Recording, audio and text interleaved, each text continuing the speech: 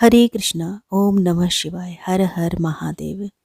शास्त्रों में मौनी अमावस्या का विशेष महत्व है। इस अमावस्या के दिन स्नान और दान का बहुत महत्व होता है। इस दिन भगवान शिव और विष्णु भगवान की पूजा करने का विधान है।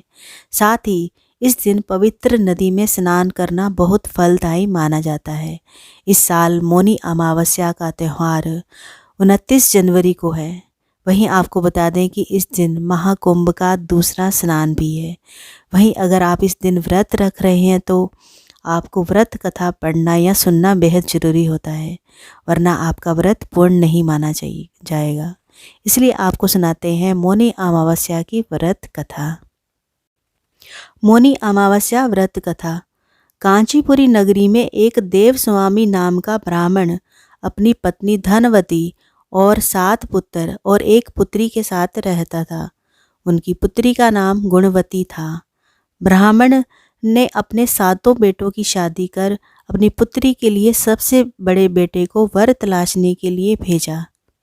इसी दौरान किसी पंडित ने उनकी पुत्री की जन्म कुंडली देखी और उसके बारे में ऐसी बात बताई जिसे सुनकर सब चौंक गए। पंडित ने बताया कि देव स्वामी की कुंडली में एक दोष है जिसके कारण पुत्री विधवा हो जाएगी। इसके बाद देव स्वामी ने उसके उपाय के बारे में पूछा। पंडित ने बताया कि सोमा का पूजन करने से यह दोष दूर हो सकता है। पंडित ने सोमा के बारे में बताया कि वह एक धोबिन है और सिंहल द्वीप में रहती है। उसे जैसे तैसे प्रसन्न करके यहाँ लेकर आओ।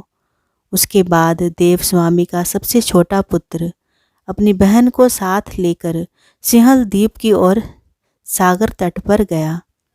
दोनों सागर पार करने की चिंता कर एक पेड़ के नीचे बैठ गए। जिस पेड़ के नीचे वह बैठे थे उस पेड़ पर एक गिद्ध का घोंसला था और उसमें गिद्ध का परिवार रहता था। गिद्ध के बच्चे दोनों की बातें ध्यान से सुन रहे थे। जब शाम को घोंसले में उन बच्चों की माँ पहुंची तो उन्होंने भोजन नहीं किया। बच्चों ने माँ से कहा कि पहले नीचे बैठे उन 2 प्राणी को भोजन कराओ और उनकी समस्या का निवारण करो। यह वचन लेने के बाद गिद्ध के बच्चों ने भोजन किया। अगले दिन गिद्ध की मदद से दोनों भाई बहनों को सिंहल द्वीप पहुंचा दिया गया। वहां उन्हें सोमा का घर भी मिल गया। दोनों भाई बहनों ने सोना को प्रसन्न करने के लिए एक योजना बनाई। वह दोनों नित्य प्रातः उठकर सोमा का घर झाड़ कर लीप देते। इससे हैरान होकर एक दिन सोमा ने अपनी बहुओं से पूछा कि घर को कौन बुहारता है और लीपा पोती करता है।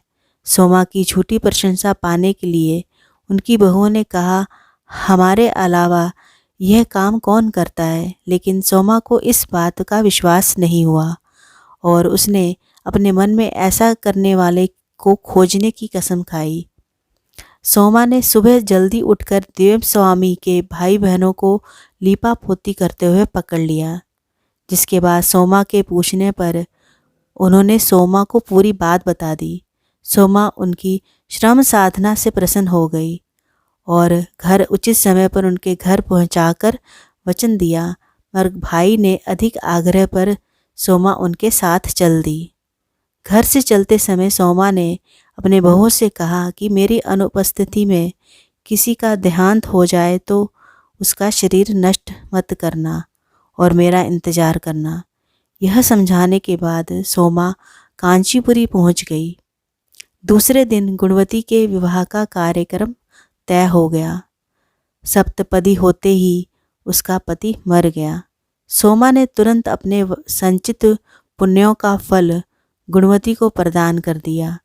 उसके बाद गुणवती ने भगवान विष्णु की पूजा कर पीपल के पेड़ की 108 परिक्रमाएं की, जिसके बाद गुणवती का पति जीवित हो उठा।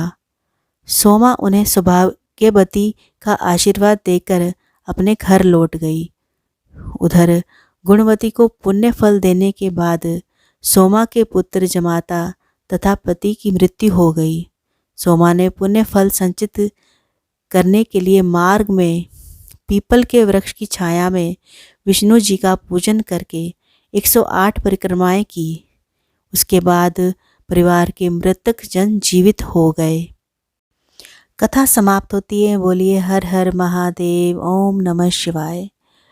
मौनी अमावस्या का शाब्दिक अर्थ है मौन रहने वाली अमावस्या। हिंदू धर्म की मान्यताओं के अनुसार इस दिन मौन धारण करके पवित्र नदी में स्नान करने से पुण्य की प्राप्ति होती है, व्यक्ति के पापों का नाश होता है और आत्मा शुद्ध होती है।